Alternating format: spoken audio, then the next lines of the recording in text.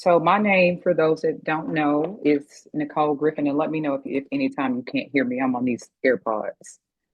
I am the college and career readiness counselor, career technical education, concurrent credit, all things academics at ECM High School. I've been here for 9 years total, and I've been with SACAC for this will be my third year as chair for state and initiatives. I'm trying to look and see. And Adrienne, are you on, love? I am. Hello, good morning, good morning, good morning. Happy Monday to everyone. I am glad to be here. I am a coordinator of scholar development at the Arkansas School for Mathematics, Sciences, and the Arts, a residential boarding school here in the Hot Springs, Arkansas area.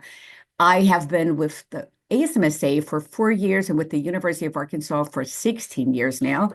And I am just glad to be here. This is my first drive in, and I'm thankful to be one of the state area chairs. And I'm just happy to be here alongside Nicole and all of you that are here representing on this drive through. So thank you, everyone, to be here. Thank you, Adrienne. Absolutely. Okay, so let's get right to it. I will not bore you guys. So, what is SACAC and who are we? We are the Southern Association for College Admissions Counseling Team. We support and engage collaborative network of enrollment and counseling professionals by promoting ethical responsibility, professional growth, access, advocacy, and outreach to help students realize their post-secondary educational goals. SACAC is a regional affiliate of NACAC, which is the National Association for College Admissions Counseling. It includes 9 states and the Caribbean. Membership runs from September the 1st to August the 31st. So if you hadn't already joined, it was $45, but there's also free access membership and a membership application. A couple of upcoming events that we have is the Sweet Tea Tour, which I had the privilege to go on a few years ago. It's a 5-day tour, college admissions counselors, independent college consultants, and educational consultants, CBOs. We traveled to, I think, about 10 different colleges. We stayed in the dorms, stayed in hotels, met several different of the admissions counselors, directors, financial aid advisors, and they basically talked to us about what their schools could offer. The next one is coming up, and it's $650 for members, $700 for non-members for double occupancy, excuse me. And 3 nights will be in the hotel. I loved it. I met a lot of new people. So if you're interested in this, I have added Mrs. Ward and Mrs. Young's information there. And more information will come very soon. But please, please, please email them if you're interested in going to the Sweet Tea Tour. Now, we do have training for nearly or new professionals, which is first year and second year counselors. There's the summer seminar, which is a 4-day workshop. This year it will be at Belmont University and Vanderbilt in Nashville, Tennessee, from July 14th through July 17th. Again, for first or second year college counselors at high schools. And the goal at the summer seminar is to share best practices and a lot more. If that sounds like something that you're interested in or that you qualify for, if you will scan the QR code for more information, it is on the screen. And again, I will share this presentation at the end so you all can go back and look at these slides. And then there's the dry run, which is a 4-day residential program. Yes, residential, which means that you'll be staying at Rollins College in Winter Park, Florida from July 19th through the 22nd. This is also for first year or nearly new admissions professionals that work at a college university. So their goal is basically you have a lot of presentations, a lot of discussions about what's going on and what effective practices that you can use in the college admissions process. And for more information, you can scan the QR code. Upcoming events for the SIGs. For those that don't know what SIGs is, a special interest group. I actually signed up for both of these because I found out at SACAC last year that they are extremely, extremely important events to be at, and it's a good place to network and learn more about counseling and opportunities. So the first public school counselor special interest group webinar is Wednesday, December the 3rd, 2025 for my note takers. It's from 10 to 11, so mark your calendars. You can register today. I also included the link. It's a candid talk for high school counselors at public schools, of course. They have a panel of admissions counselors from 3 universities that will share their insights on how to strengthen collaboration between counselors and college admissions. So the co-leaders are Kelly Schofer, Kimberly Brown, and Miles Robinson, and I also included their information. And you can find this information also on the SACAC website. Now, for our private school counselors special interest group, theirs is Thursday, January 29th, 2026, from 11:30 to 12:30 p.m. And their registration is also open. And Sarah Bayless is over this. She is the coordinator. So please feel free to register and contact them if you have any questions. Our other upcoming events is our annual conference, which our theme this year is opening doors and changing lives. This is our 60th anniversary. Yes, 60th anniversary, which is March 21st through the 23rd. And Mrs. Diana will give us more information about this later. And just to go back, just to give you a brief overview, I know I've shared this, but we've had a couple of changes.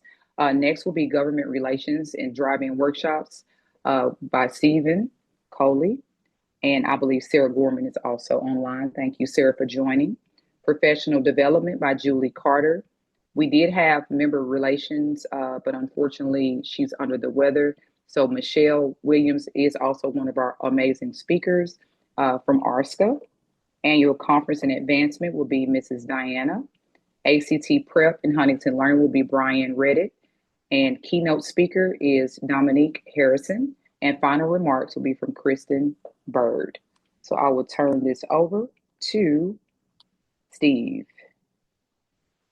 All right, thank you. Oh, we got to update that photo. That's back when I was like in my early 30s. Thanks, Nicole. You're welcome. So I am the government relations chair. This year, Sarah Gorman has joined me. Quick introduction: I wear 3 hats. I'm an IEC with Waypoint College Consulting. It's my business. I serve clients around the country. During my day job, I work with Trio out of UALR, and my high school is Central. And I also work with Mamaso Unidas, and I'm the director of the MICO program, which is kind of like Arkansas Commitment, but for Hispanic students.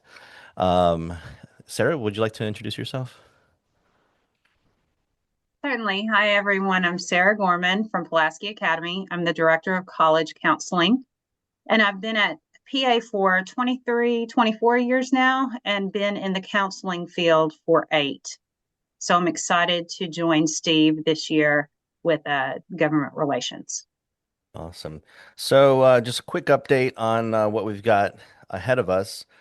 Um, So our legislative day, we're calling it Voices in Action. This will be held on February 26th, which will also coincide with the drive-in workshop. This year, we will make it virtual.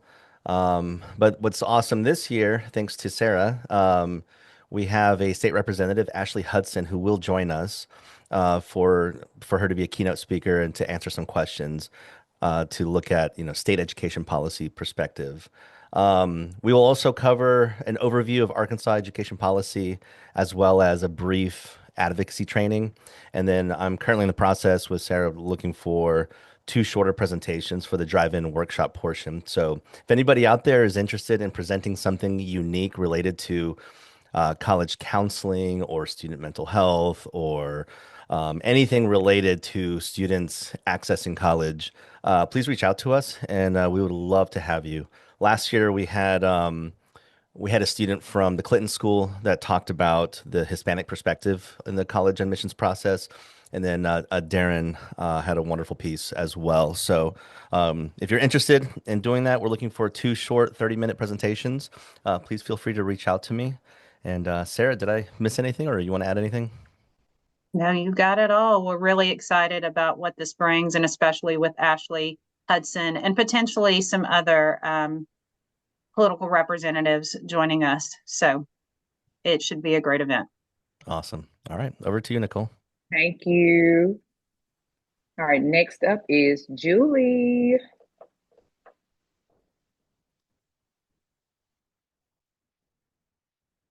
Now, I cannot see everyone, so let's see. Adrienne, is Julie Carter on?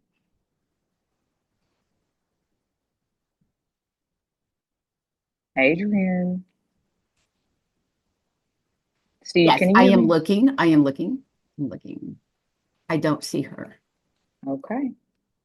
All right. So we will go through. So professional development committee is responsible for basically promoting professional growth activities, including seminars and workshops, which will assist in development of college admissions counseling professionals.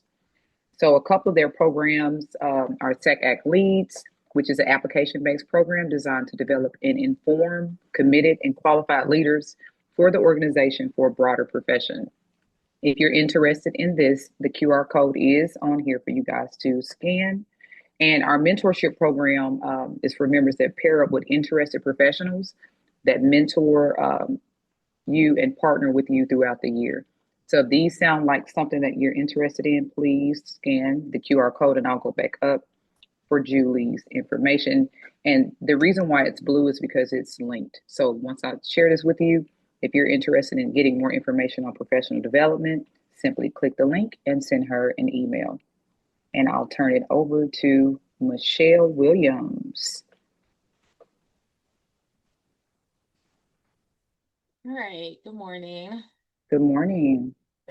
My name is Michelle Williams. I know some people get confused because I have Amber or Michelle, but I'm somebody who goes by my middle name, so have to clarify that at times. So this year I am serving as the secondary vice president for ARSCA. I'll be around for the next 2 years on the board.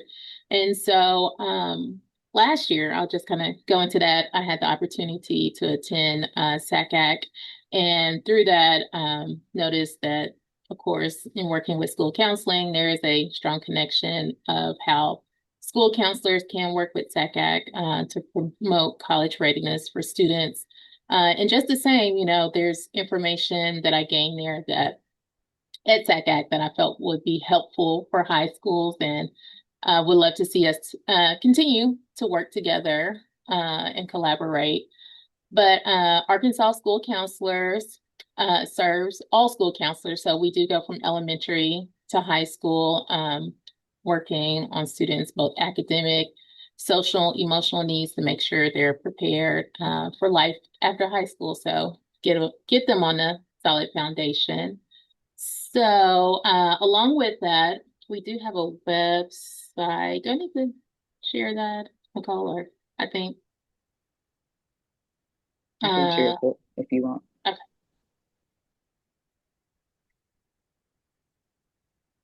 Can you see that? Yeah, thank you. So this is You're welcome. Arkansas School Counselor Association website. And so from there, you'll find out information about us. Our board members are listed as well as resources. Each year we do have a annual summer conference, I think at the top for conferences.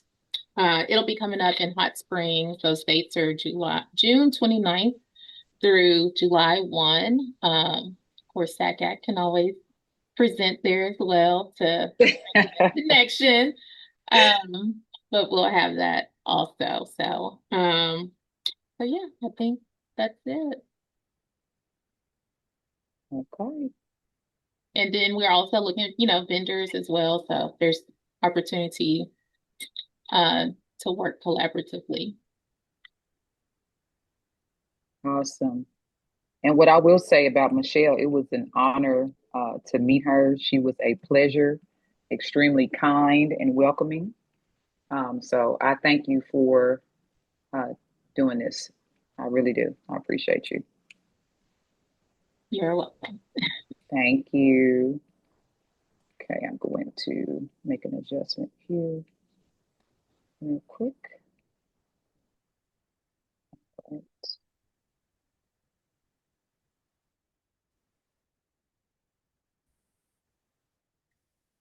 And I'll tell if you could see my I think you may be screen. buffering a little bit.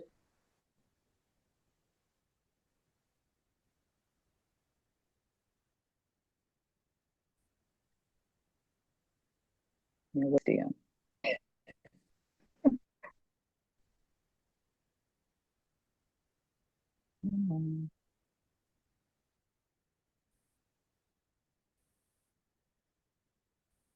Is it still loading on your? Yes, it's still loading.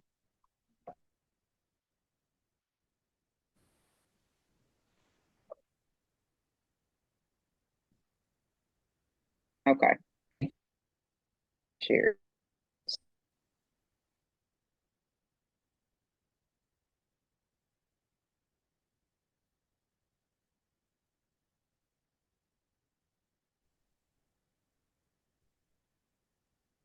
It- Hey, Adrienne, do you want to take over? It looks like Nicole has. Yeah, I'll be more than happy to. Let me see if I have access to do that. And I do see Julie Carter is on here. I just don't see her photo, but I do see she is on the line. So thank you so much, Kristen. There she is. There's Nicole. Okay, Nicole, if you go back off of mute, unmute yourself. Okay, thank you. Adrienne, can you cut your video on for me, please? Thank you so much. Okay, I apologize. New building, terrible internet. All right, here we go. Don't laugh, Steve. I see you over there. All right, let's try this again.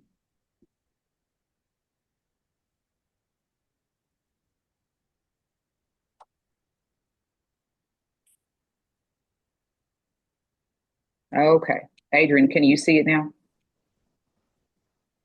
We can see it. Okay, Yes, thank we can you. see it. Thank you kindly.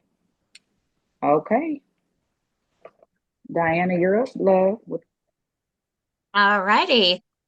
So Dr. Corey Bailey is our SACAC annual conference chair, and he is working on all of the nitty-gritty details of the annual conference, including the schedule, our social and networking events, hotel arrangements, and then Anita Hua, our former annual conference chair and now president-elect, is working on our program sessions and lining up our kickoff event.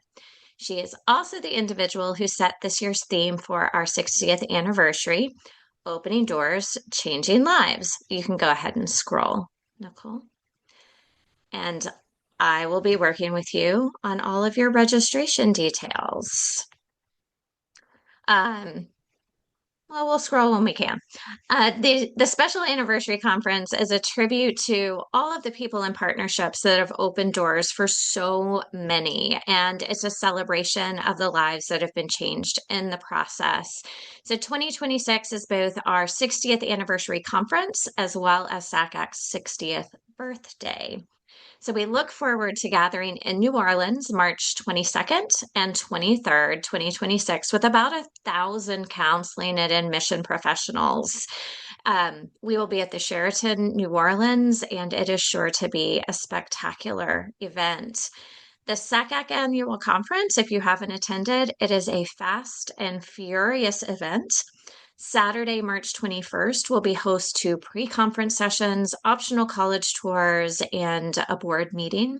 The conference itself is comprised of the kickoff event, special interest group meetings, state and area initiative meetings, president's reception, committee meetings, a luncheon, and membership meeting, the networking college fair, which allows secondary counselors to network with post-secondary college and university reps.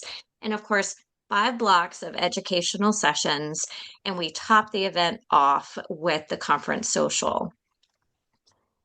This year, we received over 130 session proposals for roughly 70 to be selected for the conference. We appreciate all who put in a proposal, and the committee will be making selections on those sessions over the coming weeks. If your proposal is not selected, please know that you may be asked to present your session for an alternative SACAC event, and we'd encourage you to keep trying for future years.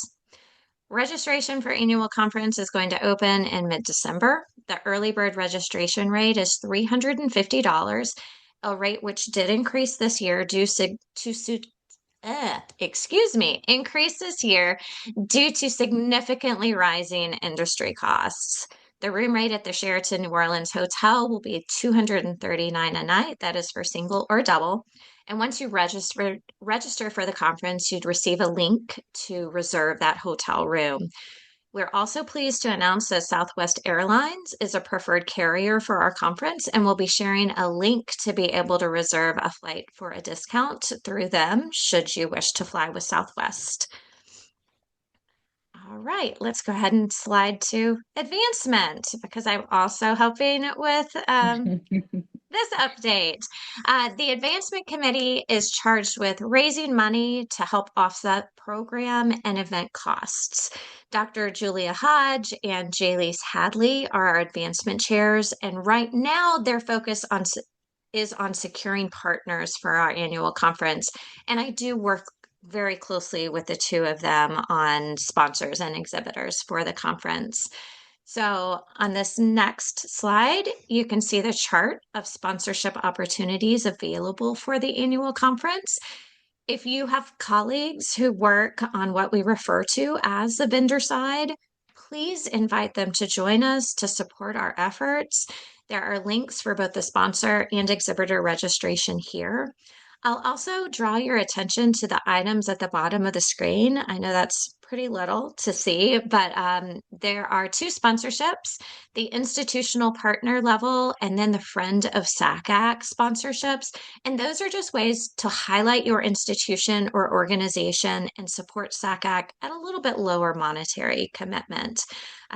We often have educational institutions go ahead and secure those just for a little bit of highlighting of themselves. Then in the spring, the Advancement Committee will be looking for support of our summer programming. And that's all I got. Thank you. Thank you. All right, just a little information about the Counselor Participation Fund. For financial assistance to attend SACAC, the annual conference, the summer seminar, Sweet Tea Tour, and Dry Run. They do help out counselors working in public and high schools and CBOs. So if you're interested in that, I believe the application deadline has passed, but you can get more information online. Extend a Dream is a grant that enables members to establish and pay for special projects. So if your high school wants to do college tours, if they need clocks and calculators for ACT testing, all things college admissions in the community, just make sure that you apply. And the QR code is also on there for that information.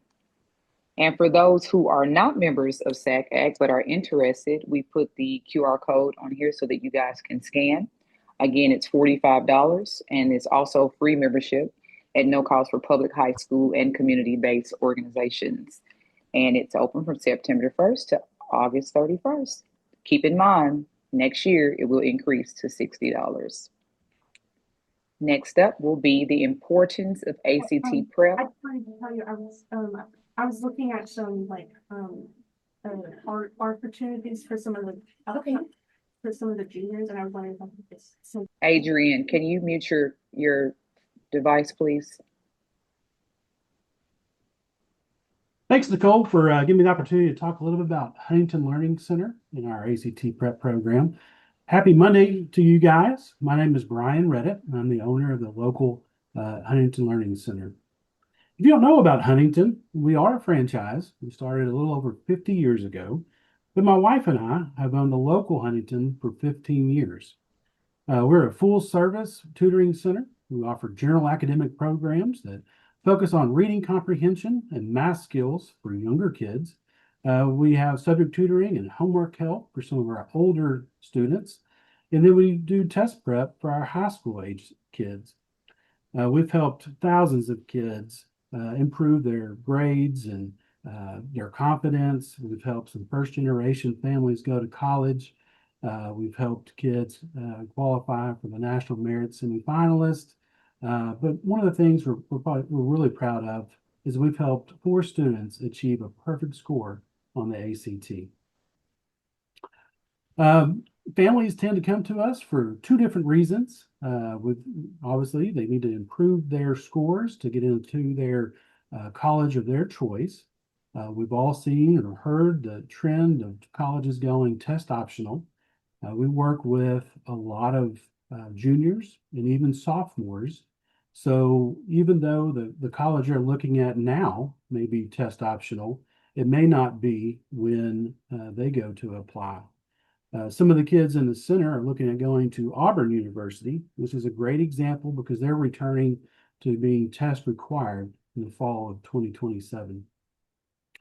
The ACT has always been important for merit-based scholarships. So we definitely help kids trying to get to that the next level. The scores have always been important for that. Our test program, we focus on skill building and test taking strategies. We've got some Huntington developed strategies that would help evaluate question difficulty and question types. We help with pacing. And then we have some subject specific strategies. I tell the families in all of our conferences that there's no easy way around it. We've got to put into practice.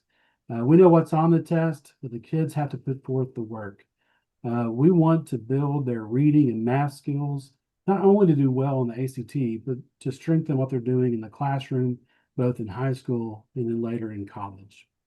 And obviously we can help with both the paper tests and the digital tests that are going on now. Some more program specifics and a timeline. We work with students that have scored all over the spectrum. So we've got those kids that are scoring a 16 or 17, needing to get to 19 to get out of remedial courses, or a 21 to meet the minimum scores to get into that college. But we also work with kids that have scored a 28 or a 29, and they're trying to get to that 32 and get that fellowship to get college paid for. In our full-length program, we typically see a 4 to 5 point improvement. All of our programs start with a full-length practice test. We grade those tests, and then I sit down with the families to go over a 10-page score analysis that really highlights their strengths and weaknesses. We develop a plan of instruction in that conference. Ideally, we would get 46 hours of instruction, and we would do that over a 12-week period. So we really are trying to build those skills. In the Learning Center, all the students meet one-to-one with an instructor. We ask the students to take 3 additional practice tests. Again, it's practice, practice, practice. And we think that's important because we go over those tests with the students so they understand why they're missing the questions they're missing. I mentioned the score analysis, and here are 2 tables from that score analysis. This is the math example. So on this particular test, we're trying to show where the kids need to work on, what skills they're missing. Every question is tied in our system to a specific skill. So for this particular test, we group the math questions into arithmetic, numbers and quantity, algebra, functions, geometry, and statistics and probability. So this particular student was a little bit weaker in the arithmetic skills, and then they got about half of all the other skills. In the table below that, we list every question they saw on test day. And so if you look at the very far right-hand column, this is the roadmap. This is what they need to study. So the first thing this child missed was question number 2. It was about statistics and probability, and it was an operations question. And the next question they missed was number 7. It was an arithmetic question, and it had to do with multiples and factors. So you can see we're really trying to break down and focus on the areas that they need the most help. So another resource we have is after the child takes the test and we enter it into our system, it tells us what areas they need to work on. So for instance, on this screen, this is a reading example.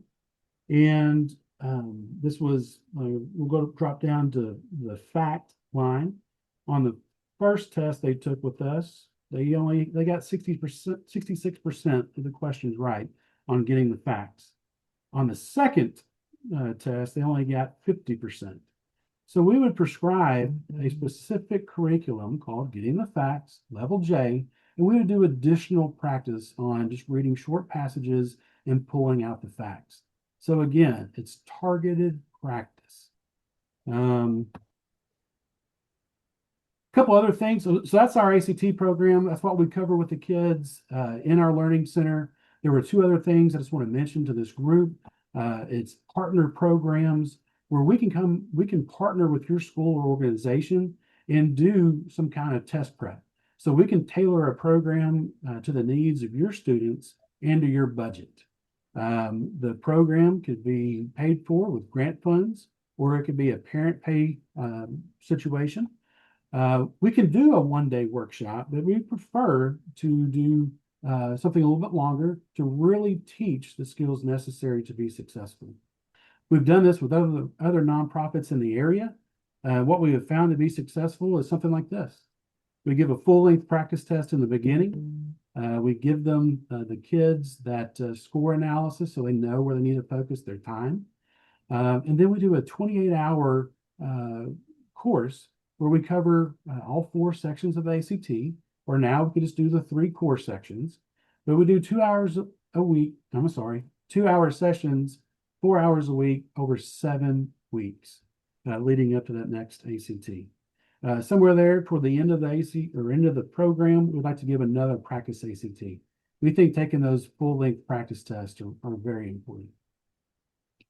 Another opportunity is a fundraising event. So we could give a test to your students.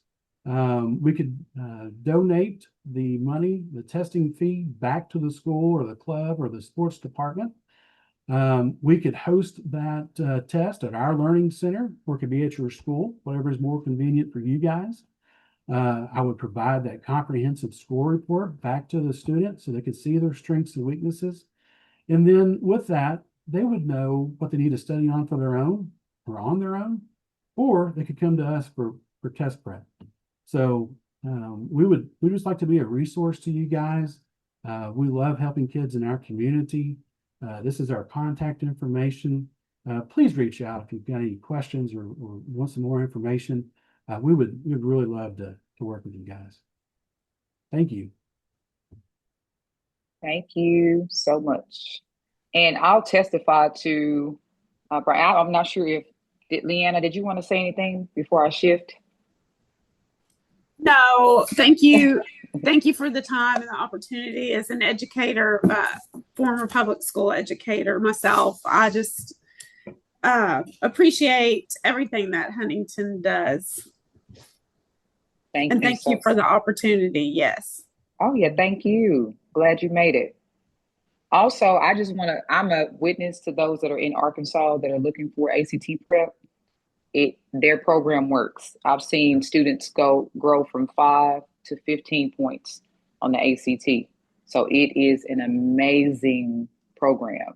So if you're interested, please, please, please reach out to them for your schools, or even if you're in a different state. I don't know, maybe you guys can work something out. All right, thank you so much. I'm going to switch screens. And while I'm doing this, Celeste, I was trying to send you a message. I did not want to leave you out, my love. She is from Baldwin School of Puerto Rico with Inclusion, Access, and Success. So Celeste, did you want to say anything?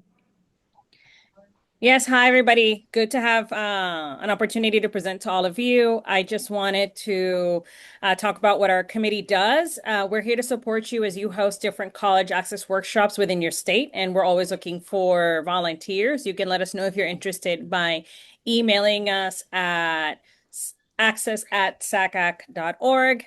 Hi, I can see my face now. I have a wonderful co-chair. Her name is Eleni Garcia. You can reach out to both of us if you are interested in hosting a college access workshop in your area.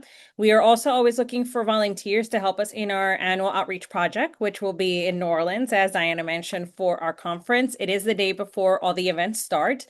It's a very fulfilling opportunity for us to give back to the different communities that we serve. This year in particular, because the conference is being hosted in New Orleans, we'll be targeted on hosting those families within the New Orleans and greater New Orleans area. We are going to be hosted by Tulane University and working with their admissions office to help present on that day. So from greeters to presenters to answering questions to families that come to the event, you are more than welcome to sign up and be a part of it. We are also wanting to double back to what Diana mentioned. Sorry, that's our lunch bell. Because I'm 2 hours ahead of y'all. It's already 12:36 here, so it's good afternoon for me. But as Diana mentioned, we love everybody that proposed a session for the conference. And don't be surprised if we do reach out to all of you in order to be involved in our virtual access forum. We hosted the first one last year, and we had a wonderful attendance of close to about 50 folks that logged on that day for our professional development session. This year, it will be on May 21st.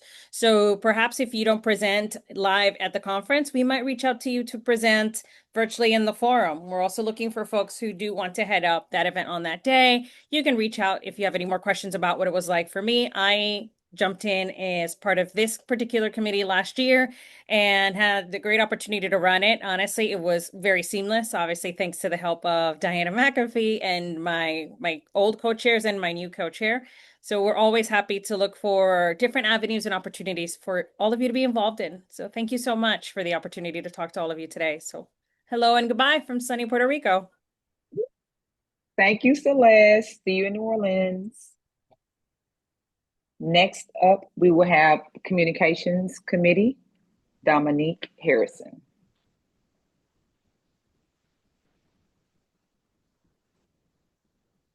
There we go. Hey, good afternoon, everybody, or morning. It depends on where you are, I guess, in your state. Dominique Harrison, and I get the pleasure of serving as Director of Undergraduate Admissions at North Carolina A&T. I'm also a part of our SACAC Communications Committee, and then also want to bring greetings from my co-chair, Ebony Lovett, who is at the Wesleyan School in Atlanta, Georgia, who is my co-chair for this particular committee. To the next slide. Or do you want me to share my screen?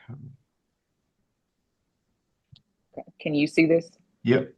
Okay. And so in regards to the Communication Committee, just a quick updates. We would love for you to, as you get opportunities, to check out Growth Zone, which is our member hub for SACAC. I have to give the majority, and when I say majority, all of the credit to Diana for all of her wonderful work setting up this hub for us, making sure that we have a place that we can go and kind of get everything we need in one spot. Within Growth Zone, we encourage you to go and explore some of our upcoming SACAC events that you heard about earlier. You can see all of those within Growth Zone as well. Also volunteer opportunities. So you've heard about a lot of the different ways that you can volunteer and become involved in SACAC. Those can also be located in Growth Zone. And then also in our info hub, a lot of information there as well. We also encourage you to nominate your peers and your colleagues that are also SACAC members for member spotlights. We do quarterly member spotlights, so we would love for you to nominate someone that's a member of SACAC and highlight some of the great work that they're doing. We also encourage you to follow us on Instagram and LinkedIn for a lot of updates and community highlights. And also, feel free to repost anything that you see from SACAC that you find amazing, or some of your people in SACAC that are doing great things to spread those words and, just get out some of the awareness of some of the great things that are going on in our SACAC community. And if you have any questions, anything that you want to reach out or ways that the Communication Committee can help, there is our email, communications@sacac.org, and we'll be more than happy to collaborate with you or your committees. Thank you so much. So I'm going to introduce our keynote speaker for today. Dominique Harrison is a seasoned and dynamic higher education professional. serving as Director of the Undergraduate Admissions at North Carolina Agricultural and Technical State University. He brings more than 16 years of dedicated experience in enrollment management, student recruitment, diversity initiatives, and strategic outreach. Mr. Harrison holds a BA in Communication Studies and a minor in African American Studies from the University of North Carolina at Greensboro, and a master's in science in adult education, emphasizing in higher education from North Carolina A&T. He is also a graduate of the Leadership Development Program from Appalachian, I believe I'm saying it correctly, State University. He is NACAC's Middle Management Institute and the College Board's Enrollment Leadership Academy. His professional trajectory includes impactful and influential roles such as Director of Undergraduate Recruitment at Norfolk State University, Senior Associate Director of Diversity Initiatives, Assistant Director of Undergraduate Admissions at North Carolina A&T. These positions highlight his exceptional skill building inclusive recruitment practices, strengthening pipelines for underrepresented students, developing high-performing teams, and leading a data-driven strategic to elevate programs for student success. Please join me in giving a warm and appreciative welcome to Dominique Harrison, Director of Undergraduate Admissions at North Carolina A&T and SACAC Board Member and Distinguished Leader in Enrollment Management. Well, thank you for the introduction. The check should be on its way in the mail. I appreciate that. And so what I've been asked to do today is just give kind of a brief presentation on some of the key trends that are kind of shaping our Southern students throughout this application cycle. And so just a quick, why does this matter about our students in the South? Currently, I'm sure we have all ad nauseum heard about the demographic shift and the demographic cliff and all things demographics.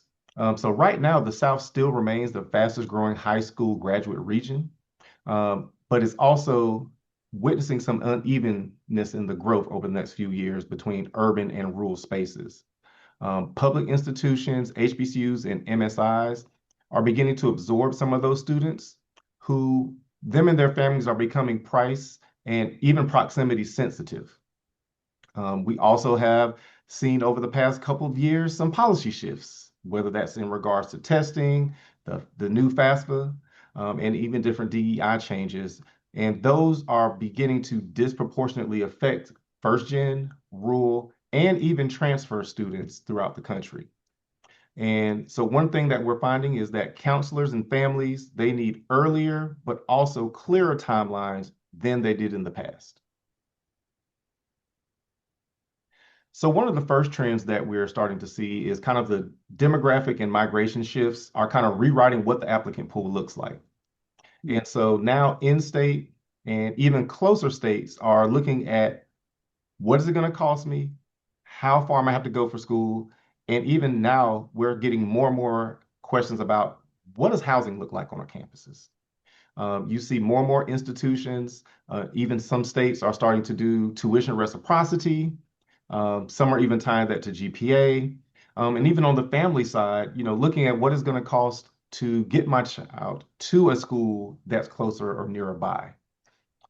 Some of the areas that even throughout this demographic cliff that are going to continue to see, even if it's minimal, some type of growth include Texas, Florida, North Carolina, and Georgia. Suburbs are seeing some growth in their applicant pool, well, their graduating high school class pools. And some areas that are beginning to flatten out or even decline are going to be rural areas of Mississippi, Alabama, Louisiana, and even the eastern part of my state, North Carolina.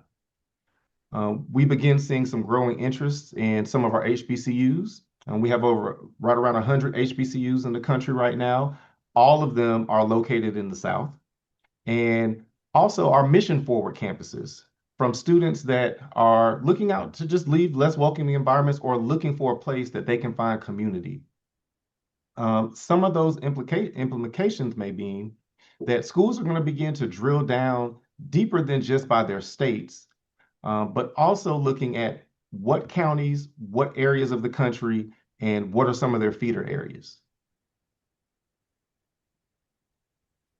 Another trend that we've been noticing are kind of the mixed testing and admissions policies. Our team from Huntington, they just kind of covered some of this with what they talked about. It can get confusing to families. Many flagships and some of our larger institutions are beginning to require, even more selective schools are starting to begin requiring the SAT or ACT again for this incoming class. I know for our state institutions in North Carolina, any student below a 2.8 GPA is required to provide a test score, where students above that 2.8, they can still apply test optional to state schools in North Carolina, for example. But a lot of schools are trying to stay test optional. However, if students have test scores, they can be used from everything from merit scholarship to honors to even course placement for areas such as math and science for STEM students. I always encourage students to take at least one by the March of their junior year and retake one in June, and make sure that they're looking at the different schools that they're going to apply to and what those testing policies may be. We're also seeing that everyone has a direct admission plan or policy or some type of program now. Through different state systems are now creating direct admissions policies. North Carolina just created one that I believe right now 13 of our 16 institutions participate in. You have areas like College Board. Niche is another big company that has direct admissions partnerships as well. And what an implication of that might be is for our high school counselors, encouraging our families to track what is needed for the individual schools, whether that's for the admissions policies, scholarship consideration, and if you can, I know sometimes we're working with a lot of students, but make sure to give them some reminders that, for instance, November 1st was a couple weeks ago, those November 1 deadlines. So if they're looking at early action or even regular decision deadlines. And that's a real simple task, right, when you're managing students and families.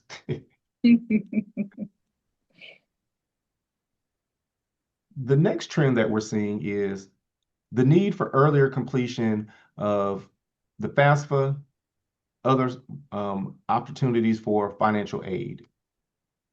Priority deadlines are becoming extremely important, as many schools, not because they want to, but are beginning to face some decreases in scholarship funding, whether that's from state or federal aid or even institutional priorities and funding having to shift over the past couple of years. Some schools are having decreases, so it's very important to get all of your information in by the deadlines and making sure that students are giving themselves the best opportunity for aid. One of the things that we're also finding are Southern families are becoming most affected due to income and asset clarification and verification steps through the FAFSA process. So making sure that we're encouraging our families to not just submit it and ignore those notifications if they're selected for verification by the institutions, making sure that they're going through those steps, because nothing can be completed if they're stuck in verification. Also, more and more colleges are going to begin to push out between October and December a lot of completion events, nudges to help keep their yield policies on track. So schools are going to be notifying students and their families about completing the FAFSA. That's something I know we're doing out of our office, is encouraging those families to complete early so that we can begin looking at any type of state or federal aid or even merit aid that they might apply, that might be applicable for. So one thing that I would say that us as Southerners living in the South, what we can do to encourage our students. As we're looking at how our students are applying, we know nowadays some of our students are applying to 10, 15, who knows how many colleges. I always encourage school students to look at their list and try to find whether it's an HBCU or a mission fit school. So what is a school that speaks to you as a person, as a student, and the type of environment you want to be in? Whether that's an HBCU, a school, if you have a passion for sustainability, what schools also fit that and have a sustainability or environmental conscious university? What are some of the things that you look in for as a student? Also, look at some of your regional publics. What does that look like to stay in state, to look at your state institutions that may be more affordable for you? And then also just overall financial affordability. As you get your acceptances in, you get those financial aid packages, making sure that you're sitting down and looking at the bottom line. Making sure that as a family, you have those discussions about what is affordable for us over the course of 4 years. Encouraging them to do their FAFSAs early and looking at those state opportunities for aid. Knowing that deadlines mean things. Those students who meet those deadlines, those are going to be the first ones that are going to be eligible to receive financial aid, state, federal grants. I can tell you every institution, when it comes to their state aid, it goes first come, first serve. If you're not in that first wave, there may not be any if you're coming after the deadline. So making sure that you're adhering to those and staying up to date with that. Also looking for clarity on housing, transportation, and work studying for our community students. So finding out what is the availability for housing. Do they provide housing make sure it's guaranteed for the first year or first 2 years? Some schools have 4-year housing commitments. Some may not guarantee it at all for students. So making sure that you're familiar with that. Looking at other opportunities for things such as work study to help also fund your education. And then making sure that students are monitoring all the different channels of communications. Schools these days, we're sending out emails, we're sending out texts, we're putting reminders on our social medias. Some of us are even using apps and other platforms such as Zeme is a big one. College Vine is one that is beginning to sprout up. Niche reminders on different platforms. Also looking at Rafter is one that we use. We're sending out those type of communications to our students. So making sure that the families are monitoring those as well. And for our counselors, not that you don't have enough work to do, but here's some action plans that could possibly help if you're not already doing those. Through this time period that we're in right now, pushing those students who have incomplete applications to get in those documents, make sure that they're requesting their transcripts and test scores be sent. If schools are requesting midterm grades for them, getting those in, helping those families do those. And then those students who may have gotten in on early decision or have already received admissions, helping celebrate and boost those and helping spread that joy to those students. As we start the new year out, just verifying that students have submitted those FAFSAs. And if they need assistance and help fixing any of those errors or verification issues, making sure that they're getting through that. And if you have any additional resources for scholarship, just blasting those out to your students and families so that they can give themselves an opportunity to apply for those. As March gets around and those financial aid award letters, just helping students talk about how they can compare those award letters. Not just looking at the scholarship amount. You may get a $10,000 scholarship from one school, but when you look at the bottom line, that $10,000, you're still paying $30,000 more compared to school B. So making sure that families are understanding they need to look at the bottom line as well to make sure that they can afford the schools that they're interested in. Once we get to the April, May, and June, decisions are coming around. So, helping those families understand it's time to really make sure that we're preparing not just to choose a school, but for what all comes in next. Preparing for housing deposits. If you're going to do new student orientation, is there a family fee? What transportation costs are going to look like getting to and from orientation? Is your student going to have to take a placement test? Helping your student prepare for placement tests and make sure that they're able to get into the coursework that they need. And then once the summer gets here, doing those nice signing days and getting students excited, but also helping those families make sure that they're going through all the processes to enroll in the school that they want to go to. So whether that's looking at different group chats and things that they have with their friends or other employees, checking in with them via text or email, reaching out to the parents. And one of my favorites I always like to tell families, and even my counselors, encourage them to tell the schools no that they're not going to go to. I always tell families, we would love to know that your student has made a decision, even if it's not us. But that can also help us not flood your inbox and keep asking if you're coming or not.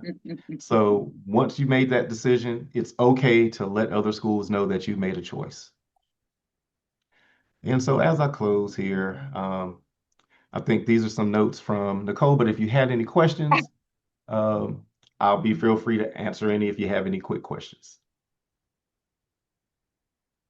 Throw me under the bus. Well, thank you all for your time and hope you all have a great day. Thank you, Dominique, so much for your time as well. I did want to throw something out there. The counseling fund is actually open to December the 2nd. So if you are looking to go to any of those events, the annual conference, Sweet Tea Tour, Dry Run, Summer Seminar, the application is open at this time. And now we will have our final remarks by our state and area initiatives board of directors, Ms. Bird. Thanks, Nicole. Thank you. My name is Kristen Bird, and I am one of three of the board members on the SAI committee for the board. Darren Morgan, who is in Arkansas, and I'm sure y'all are familiar with Darren, and then Monique Tubbs, who is based in Florida, also serve on that committee with me. And on behalf of the committee, just want to take the time to thank Nicole and Adrienne for not only answering the call to serve in this role for the state of Arkansas, but the time that you took to put this event together. We definitely appreciate you. I know that you highlighted the drive-in workshop already for Arkansas, but you will get lots of emails about that, and I hope that you all can join that. And then also at conference, you will have an Arkansas State meeting. And so that's a good time for you to be in the same room with professionals from the state of Arkansas. So I hope that if you're able to come to conference, that you'll take the time to attend that state meeting. And I know Diana talked about conference earlier. It's a big one for us. So this is our 60th anniversary celebration. So that we hope that you're able to attend. If you're not, stay tuned. We will be hosting a SACAC wide drive-in workshop after conference, and you'll get to hear from Anita, who will be the current SACAC president at that time, and she'll give some updates from conference. So we understand everyone can't attend conference, but just look out for those virtual invitations if you can't make it. But thank you again for taking the time to join today. Thank you. So if you guys have any questions, feel free to email me or Miss Adrienne. I'm nicole.griffin@eastonschools.org, and Miss Adrienne is Conley at asmsa.org. And again, I will also be sharing this information with you guys after we hang up on the Zoom. So we got about 2 minutes if anybody has